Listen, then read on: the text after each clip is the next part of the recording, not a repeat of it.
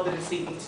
And their religious values were actually somewhat strong. On a scale from 0 to 80, with 0 being not very religious at all, and 80 being very religious, their average was 64.6. So they were somewhat religious. Decedents were a little bit older. Their average age was 69 years. About evenly split between the genders, 49% for females. High school education, many of them had less than high school education or less, almost three quarters. Many of them. Trying to call us in. Oh. No, it's already accepted. Oh, Is that a train? Oh, okay. Okay, sorry. we should try to contact her maybe. I've been checking my email and she's not responding. The income for the decedents was $15,000 or less for almost 85% of them, and again, most of them were Christian. As far as quality of communication, their perceptions of the quality of communication, quality of general communication was somewhat high. On a scale from 0 to 10, with 0 being very poor communication and 10 being absolutely perfect communication, the average that family members reported was at 8.07. So they had fairly good communication on average with the healthcare team. End-of-life communication was measured on a similar scale from 0 to 10, with 0 being very poor and 10 being absolutely perfect. The end-of-life communication was a little bit poorer. Now I'll explain some of the questions that were asked to assess the quality of communication. For general communication, we wanted to know, did the healthcare provider look you in the eye when they were talking to you? Did the healthcare provider provide you with information that was pertinent to you?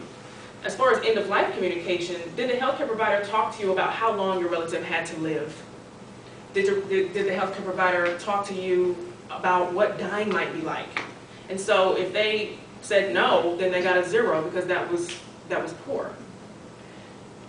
We also assessed decision regret and decisional conflict, and again on a scale from 0 to 100, with 0 being no conflict at all and 100 being extremely high conflict, people had relatively low conflict and decision regret. And treatment decisions, about 2/3 chose life-prolonging treatment, whereas 1/3 chose comfort-focused care. So for aim number 2, we wanted to examine the relationships among decedents' characteristics, bereaved family members' characteristics, quality of communication, and end-of-life treatment decisions and treatment outcomes. Family members' general and end-of-life communication were negatively correlated with their decisional conflict scores. That means that the better their communication, the lower their decisional conflict. So they had less difficulty making decisions as they had better communication. Family members reported higher general and end-of-life communication. Family members' reports of higher quality of general communication and end-of-life communication were significant predictors of whether they would experience conflict. So if they had good communication, then we can say that we can predict that they're going to have low conflict or moderate conflict. Decision regret was significantly higher for family members whose loved ones received life-prolonging treatment versus those who received comfort-focused care. And being the family member of a male decedent was significantly, that predicted whether family members would have regret or not. Next slide, please. Secondary findings of aim number 2. Family members' general and end-of-life communication was higher for female decedents than male decedents. So people had an easier time communicating with healthcare providers for their female family members than their male family members. Family members reported higher quality of general communication and end-of-life communication for older decedents. Communication was also positively correlated with decedents, with family members' age, excuse me. So older family members had a better time communicating, and family members had easier time communicating about decedents who were older. Family members' quality of communication was positively correlated with their religious values, and their decisional conflict was also was negatively correlated with their religious values. So the aim for aim 3 was to describe African American family members' experiences of end-of-life decision-making, quality of communication, and the quality of the relationship that they have with healthcare providers. 3 major themes emerged from the qualitative interviews that I did with the bereaved family members. They talked about understanding, and understanding in the terms of understanding diagnoses, understanding treatment options, understanding end-of-life treatment options. Also, the relationship with the healthcare team. They talked about wanting to feel like the healthcare team cared about them. They wanted the healthcare team to know that, they wanted to know that the healthcare team would be available to them and would be attentive to the decedent's needs. And lastly, quality of communication between healthcare providers. They talked at length about the quality of positive communication, and then also some communication that was detrimental to their experience at the end of life. And I'll give a few examples of these in a few slides. Next slide, please. Actually, right here. So, and number 4 talked about why we asked them about their perceptions of the end-of-life care decision. They didn't give us their perceptions. They gave us the reasons that they made the decisions. And I think that reasons actually is good because it's very clear and straight to the point.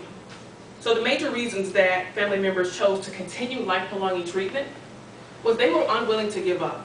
They did not want to stop life-prolonging treatment. They wanted their relative to go back to normal life.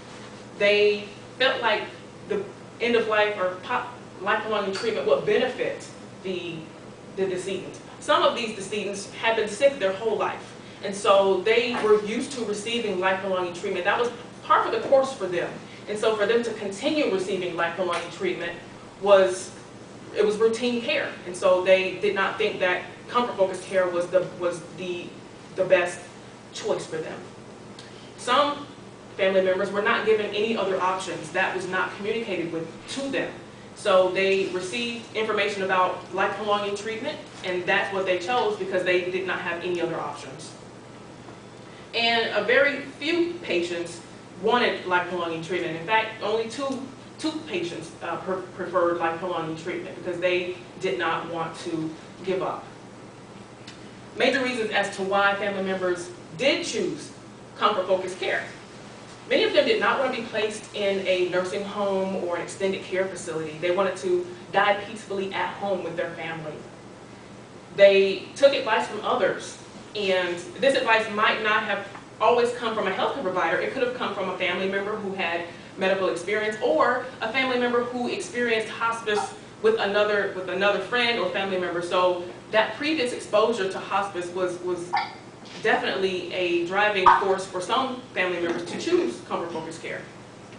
Conflict with healthcare providers. Some family members had conflict with the healthcare providers that were providing the life-prolonging treatment. And so in order to avoid further conflict with those healthcare providers, they chose to go ahead and go with hospice with other healthcare providers. For some people, it just happened.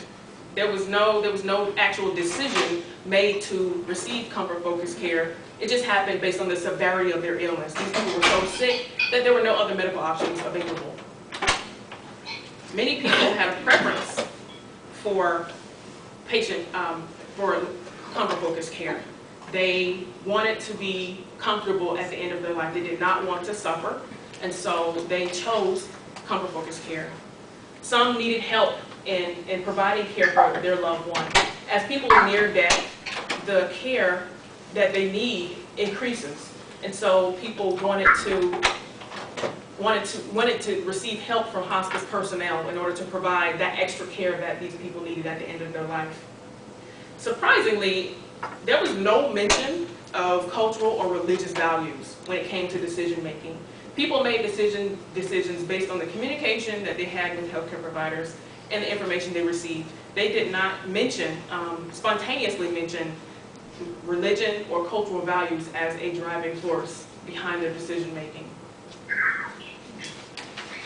So let's talk about what these findings mean in the larger context of the literature. So when family members had higher quality of general and end-of-life communication, they had less difficulty making decisions. This finding is consistent with what we already know, and it contributes the African American perspective on communication. African Americans are underrepresented in research, and so this was a major finding because although we know that African Americans choose life prolonging treatment, we don't know why. And this tells us that communication may be a reason as to why they choose life prolonging treatment or poor communication. Family members had more regret regarding decisions made for decedents who received life prolonging treatment than those who received comfort care. This is consistent with the literature as well. Poor communication may be a plausible explanation for this. One of the findings of the study that was not significant, although it approached significance, was there was a approaching significance difference between the communication that family members who received life prolonging treatment had with healthcare providers versus the communication that family members who received comfort-focused care had with healthcare providers. So although this was not significant, I think that is plausible to suspect that communication may be a culprit in why family members had more regret for those who received life prolonging treatment. And the literature also says that communication has been associated with regret for those who receive life prolonging treatments. Family members had lower quality of general and end-of-life communication for male decedents and had more regret regarding decisions for male decedents. This may be because decision regret has been associated with poor communication, and men tend to have more severe illnesses than women. Men often present to the healthcare system with later stage diagnoses, and women have fewer comorbidities than men. Women often suffer from osteoporosis, hypertension, and depression, whereas men suffer from coronary artery disease and more severe illnesses. Next slide, please. So the finding that younger family members reported poor communication and the fact that family members reported better communication for older decedents is consistent with what we know already. People may feel that making a decision for an older family member is a little bit easier because it's easier to accept when an older person has life-limiting illness than a younger person. And so people in this study, age was associated with the communication that they had with healthcare providers. The literature also states that younger family members generally have more difficulty making decisions about where to place decedents at the end of their life. They have more difficulty making decisions about whether to continue or discontinue life-prolonging treatment. So the fact that my study also found this information really cooperates with what the literature says. And the fact that family members had strong religious values and they also had better communication with healthcare providers and less difficulty making decisions. Attending religious services has been found or has been associated with more trust in healthcare providers, and better communication with healthcare providers has been associated with having more trust in healthcare providers. So it's plausible that because these individuals were more religious, and as I stated before, there was an average religious beliefs and values score of 64. So these were highly religious people, and 97 and 95% of them were Christian. It's possible that family members, because they were more religious, they had more trust. And because they had more trust, they communicated better with the healthcare provider and thus had lower decisional conflict. Qualitative findings, communication with healthcare providers was a major contributor to family members' decision making, and this was consistent with the literature. In fact, I only found one other study that measured African American bereaved family members' experiences at the end of life and what they wanted. And this study found that communication also was a key component of African American end of life experience. And so the family members in the other study wanted empathy, they wanted understanding, they wanted clear and open communication, they wanted honesty, they wanted the healthcare providers to be transparent in the communication that they had about their loved one. Family members chose to discontinue or continue life-prolonging treatment for various reasons that I listed before. And again, none of these reasons was associated with religious values or cultural values. And this is actually pretty a significant finding, simply because this contradicts a large body of literature that says that African American end-of-life decision-making is strongly influenced by their cultural and religious values.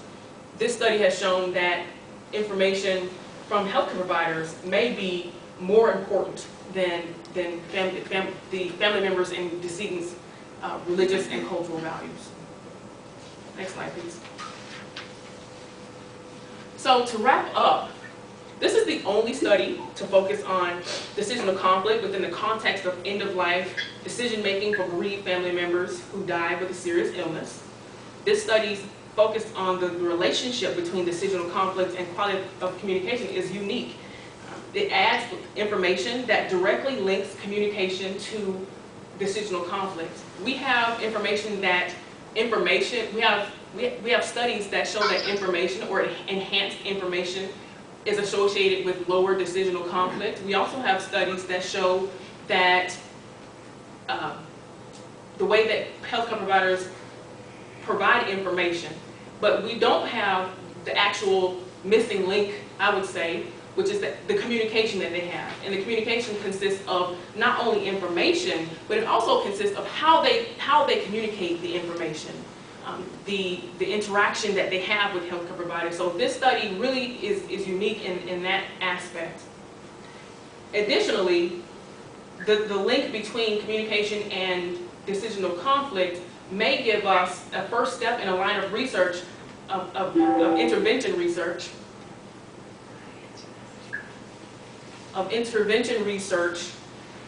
as far as communication as a modifiable construct. And so we have information, we have studies that have shown that with enhanced information, African Americans tend to choose life-prolonging treatments, choose fewer life-prolonging treatments when they get adequate information. So because we know that decisional conflict is a modifiable structure, as well as communication, we think that communication may be an ideal source to modify decisional conflict in the future. This is the only study to combine quantitative and qualitative methods to assess African American bereaved family members' quality of communication with healthcare providers as well. Next slide, please. Quantitative findings related to the quality of communication and decisional conflict was consistent with family members' reports. So we know that with higher quality communication, we can predict if family members are going to experience moderate to high decisional conflict. And those family members in the study who reported poor communication also had uncertainty. They verbalized their uncertainty. They explained their uncertainty. They told us why they were uncertain. And so the qualitative and the quantitative portions of this study were really consistent with one another. The study examined decision-making from the perspective of the family member. African American family member research related to African American family members is virtually non-existent when you're talking about their relationship with the healthcare team. There really is no research that has examined that construct. And so this study gives new knowledge that can lead to interventions to improve end-of-life communication for African Americans and their family members. So, next slide, please. There were several strengths to this study. This was a mixed method study, so we were able to get both sides of the table as far as qualitative and quantitative. It was with bereaved African American participants. We looked at various illnesses beyond cancer. Most of the research that we have today has been done in cancer populations, and this study looked at diseases beyond cancer. This was a study conducted majority in the Eskenazi Palliative Care Program, but also we had about 10% of the sample come from the community, which was Eastern Star Church. And again, African American participants, because African American participation in research is historically low. And we used several measures that have not been tested in diverse populations. So we were able to improve that body of literature as well. I learned several studies from this, several lessons from this study. I did a pilot study prior to doing this study, and my pilot study went really well. In fact, it took me like 2 weeks to recruit 10 people, and so that was a fluke. Yeah. It was a fluke. Because my experience in recruiting for my dissertation study was completely opposite. It was very difficult. And so I learned that pilot studies, although they are beneficial in helping to refine your study measures, they may not be predictive of what you will experience with a larger study.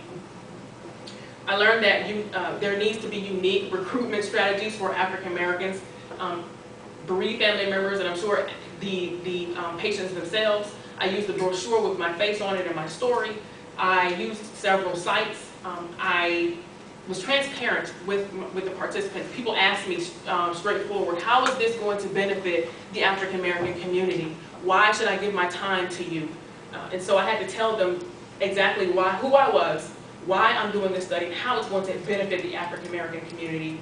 And they also wanted to know that I would follow up with them. Several people based their participation solely on, what are you going to send me to let me know that you actually did this study? I want to know what the outcome is. And so I'm going to send them the results of the study, just a brief blurb about what we found out, so that they know that their information is valuable to me. And you need to have a flexible timeline, because things don't always go according to plan. Limitations of the study: small sample size. There were only 49 people to participate. Selection bias: we recruited 90% of the sample from Eskenazi's Palliative Care Program. So these people may not represent the larger population of African Americans, especially those who have not touched the healthcare system. This was a retrospective cross-sectional design study, so we were not able to collect data beyond one point in time, and people had to recollect and recall their information, their experiences. So it may not be, we're not able to verify the accuracy of that information. The telephone interviews were conducted over the telephone. These were not in person. And so because this information that we're talking about is sensitive, it may have been better to collect the data in person rather than over the phone. And again, the accuracy of family members' report may not be verified, because they were talking about their experiences as well as their family members' experiences. And of course, we can't talk to the family members because they are not here. So future directions for research: I would like to conduct this study again in a larger population, as well as make it longitudinal and prospective, so that we can capture data as people are experiencing it, rather than having them to recollect on it. And because we know that communication is a vital portion of the decision-making process, we really need to focus on interventions to improve relationships and communication, as well as reduce decisional conflict, because we know that that might be a modifiable factor. So I'd like to thank my committee members. Dr. Morgan's not here, but Dr. Haberman. She's on the phone. She is? I'm here. Oh, yay! She solved it. Okay. Oh, Dr. Morgan on the phone, Dr. Haberman at a distance in Delaware, Dr. Hickman, Dr. Perkins, and Dr. Ball. Thank you so much for all your help. And I would like to just give a shout out to my aunt Dee Dee. She was the catalyst for this study. It was her and my family's experience of her cancer experience. We had never had cancer in our family before, and the communication that we had with the healthcare team could have been much better. And so I promised her that I would pursue a PhD in order to conduct research to improve end-of-life care for other African Americans at the end of life. Thank you. And do you have any questions?